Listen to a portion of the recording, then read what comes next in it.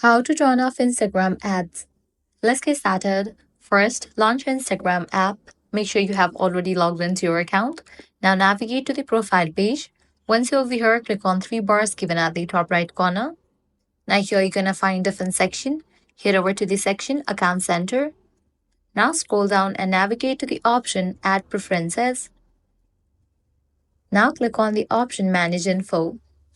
Now scroll down and navigate to this one option, Ads from Ad Partners. Set it to Don't Show Me Ads from Ad Partners, and just for that you have disabled Instagram ads. Likewise, you can head back, navigate to the option Ads About Meta. For this option as well, you can disable it by using this option, Don't Use My Activities to Show Me Ads About Meta. Click on Confirm.